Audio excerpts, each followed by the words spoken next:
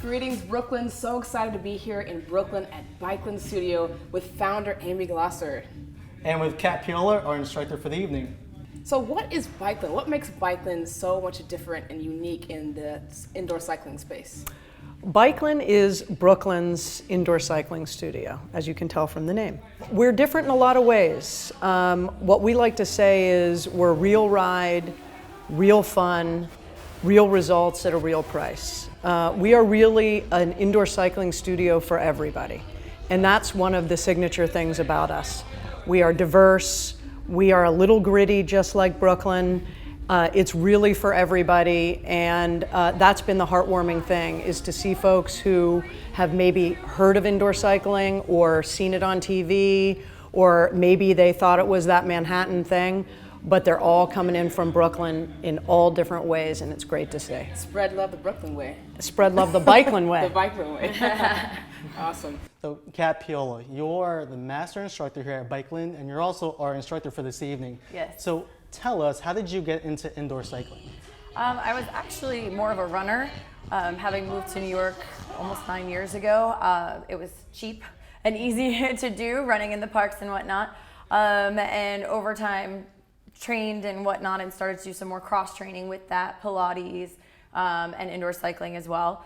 And then a few years back, I actually did the marathon, and was training for my second one when I actually got injured from, just repeat usage, the running and whatnot, literally pounding the pavement.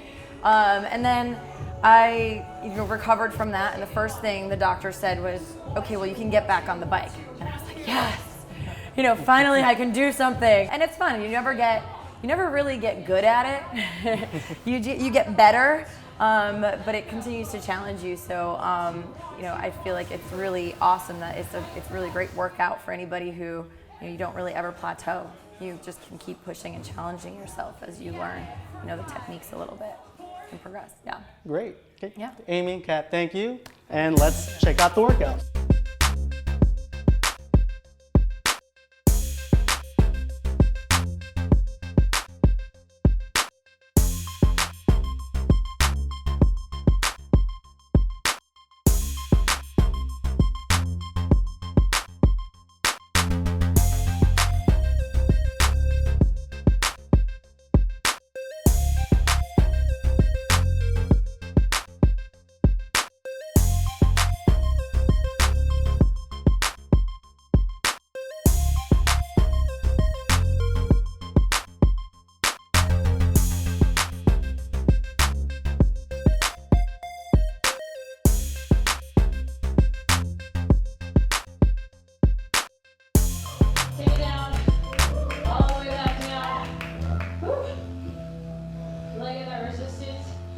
I would say one of the first recommendations is to fit the bike correctly. So take time with the instructor. We went through it, and she explained us where exactly your seats should be, how high, how far forward, and she actually inspected it. Your handlebars are a bit more subjective, okay? So it's a little bit more like, are you used to riding a bike outside at all? Are you used to riding like kind of a cruiser, or do you ride a cruiser? Okay, so we're probably gonna wanna bring the bars up a little bit, so I'm gonna just swing around here. That's what you're a little more used to. You get a lot of injuries if you don't do that. I would say take time out before class, come early, or stay after class, or find a time where you can talk to the instructor and fit the bike, because you should take plenty of time for that. That should be of utmost importance, because then I can see an injury happen. Definitely. You hear about folks hurting their hips and their knees when they're cycling indoors. So I guess imagining she explained the positions of your legs and your knees in the clock face. You have your 9 o'clock position of your foot when you're trying to get your clip in. You've got the 3 o'clock position of your foot this direction to make sure that you have the nice 90 degrees. And so that really helped me understand where I was in position 1, 2, and 3.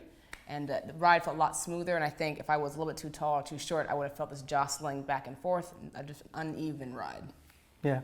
And the other thing I would say is also awareness. So I had the mirror right in front of me, and I was a little bit angled. No, I actually enjoyed it. Well, the reason I enjoyed it is because I can watch my form. And sometimes when you're getting fatigued, and there have been studies showing that when you have fatigue, that's when injuries occur. So every time I was dogging it, I was like, oh my gosh, I'm about to die. I'd always make sure I looked in the mirror as much of an angle as I had, or I'd look down. So if you had an awkward angle, if you can't see yourself in the mirror, check yourself. Every like 10 minutes or when you're exhausted, look down at your knees, look down at your feet and see what's going on. Look at your shoulders as well. Right. See if you're leaning more to one side than the other.